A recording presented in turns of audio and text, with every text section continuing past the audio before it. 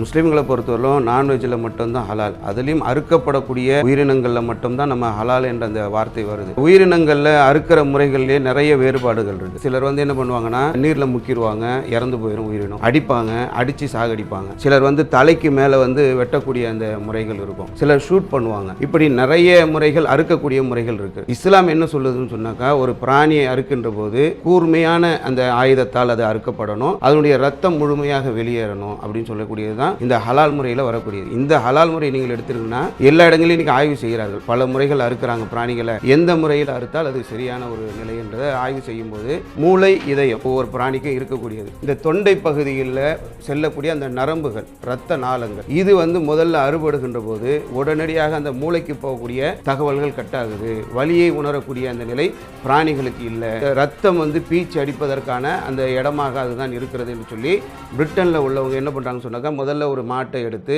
அடித்து கொள்ளக்கூடிய முறை, கன்ஷூட் முறை என்று சொல்லி அதுக்கு இசிஜி, இஇஜி என்று சொல்லக்கூடிய இதயத்தை, மூளையை அந்த இயந்திரங்களோடு பொருத்தி ஆய்வு செய்கிறாங்க. அப்படி ஆய்வு செய்கின்ற போது இந்த ஹலால் முறையில் அறுக்கின்ற போது தான் அது நல்ல ஒரு சுகாதாரமான இறைச்சியாக அது மாறுகின்றது. இப்போ இதை நம்ம சொல்லணும்னு சொன்னாக்கா, நம்ம வெட்டப்படுற நேரத்தில் இஸ்லாமில் இருக்கக்கூடிய ஏதாவது விஷயங்கள் ஓதப்படுமா, இல்லை அந்த நேரத்தில் சொல்லப்படுமா? அதுதான் இப்போ நாங்கள் ஹலால் என்று சொல்கின்ற போது என்னென்ன முறைகளை எங்களுக்கு இஸ்லாம் கற்றுத்தருகிறது என்று சொன்னால், ஒரு விலங்கை நீங்கள் அறுக்கப் போகிறீர்கள் என்று சொன்னால் அந்த விலங்கு உங்களுக்காக படைக்கப்பட்ட ஒன்று, அது இறைச்சிக்காக படைக்கப்பட்ட ஒன்று. அந்த இறைச்சியை நீங்கள் அறுக்கலாம். அப்படி அறுக்கின்ற போது அந்த விலங்குக்கு ஒரு வேதனை இருக்கக்கூடாது. கத்தி இருக்கிறது என்று சொன்னால் அது கூர்மையான ஆயுதமாக இருக்க வேண்டும். அந்த ஒரு வினாடி 2 வினாடிகளுக்கு தான் அதனுடைய அந்த வேதனை என்பது அதுக்கு உணர்த்தப்படணுன்ற அளவுக்கு அதில் சட்டங்கள் சொல்லப்படுகிறது.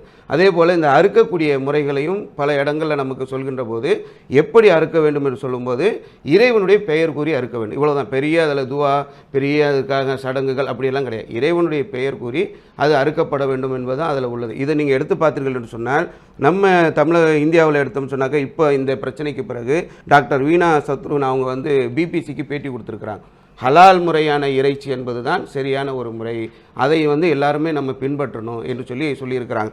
தமிழகத்தை சேர்ந்த டாக்டர் நவீன் பாலாஜி, இப்போ கூட நீங்கள் யூடியூப்பில் போட்டிங்கனாக்கா வரும். அவங்க என்ன சொல்கிறாங்கனாக்கா, நான் இந்துக்களுக்கு பரிந்துரை செய்கிறேன்.